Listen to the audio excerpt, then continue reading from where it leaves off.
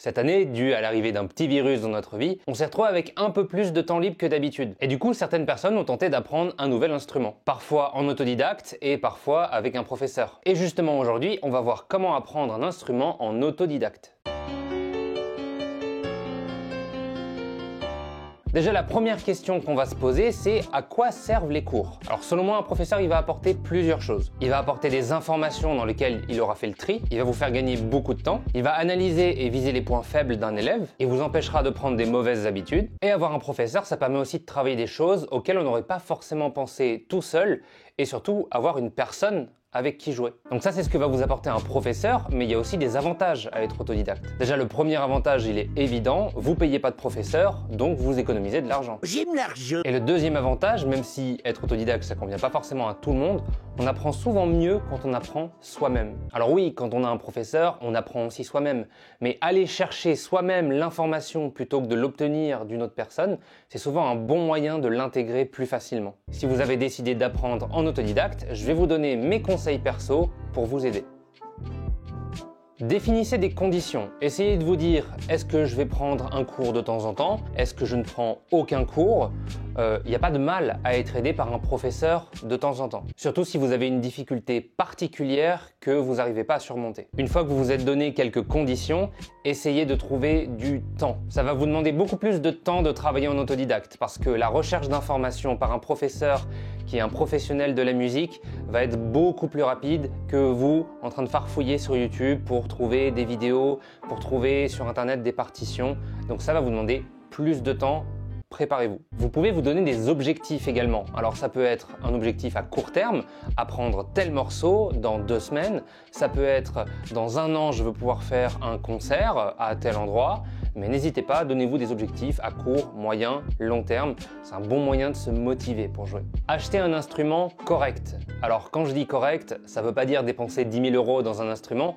Ça veut dire ne pas prendre le premier instrument au plus bas prix sur Amazon. Vous allez vous retrouver avec quelque chose qui va être injouable entre les mains. Et avoir un mauvais instrument entre les mains, c'est le meilleur moyen de se dégoûter du jeu. 1, 2, 3, 4. Prenez un instrument qui a un bon rapport qualité-prix. Sur internet, vous avez énormément d'informations pour acheter un premier instrument.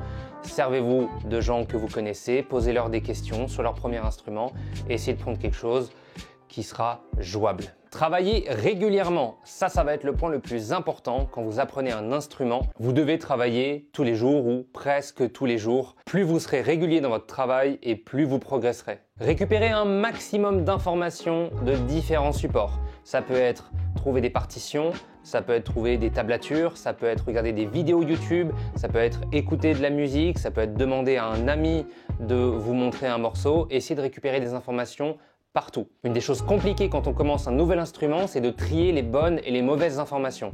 Ça se fera au cours du temps avec de l'expérience. Mais au début, il faut juste accumuler et changer de source. N'apprenez pas avec une seule chaîne YouTube ou un seul site internet. Apprenez des morceaux faciles, ça va être hyper important. Ne cherchez pas à brûler les étapes, voyez des choses simples au début.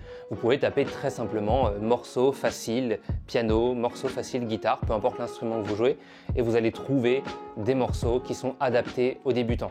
C'est une des choses qui peut vous dégoûter. Si vous vous attaquez des morceaux trop compliqués, vous n'aurez pas envie de les jouer parce que vous serez dans l'échec en les jouant.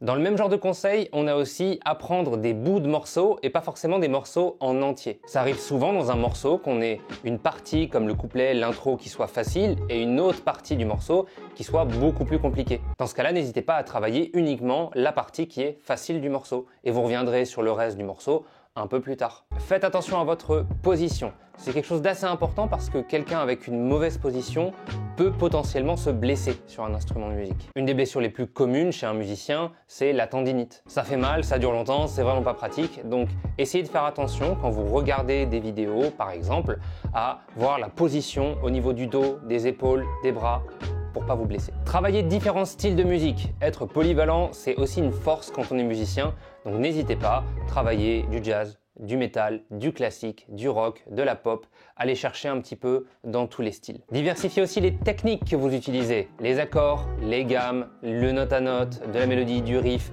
de l'improvisation, cherchez à faire un maximum de choses. N'hésitez pas à jouer à plusieurs, trouvez un autre musicien dans votre famille, dans vos connaissances, vos amis, que ce soit un musicien confirmé ou un musicien débutant. Et si personne ne joue d'un instrument de musique dans vos connaissances, vous pouvez toujours demander à quelqu'un de chanter pendant que vous jouez. L'auberge était complète.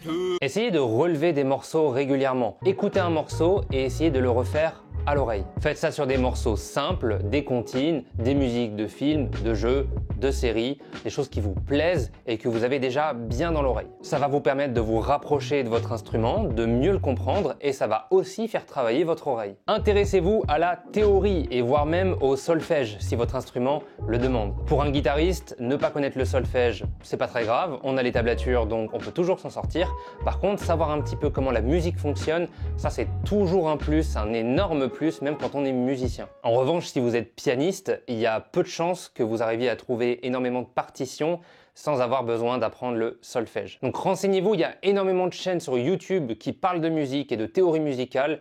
Vous avez vraiment de quoi faire. Prenez des cours si vous en avez besoin. Ne vous obstinez pas à ne pas prendre de cours si vous sentez que vous avez besoin d'aide pour progresser sur quelque chose. Que ce soit avec un professeur en réel ou en visio, si vous sentez que vous avez besoin d'aide, prenez quelques cours. Non, tu crois? Et dernier conseil, sûrement le plus important, faites-vous plaisir.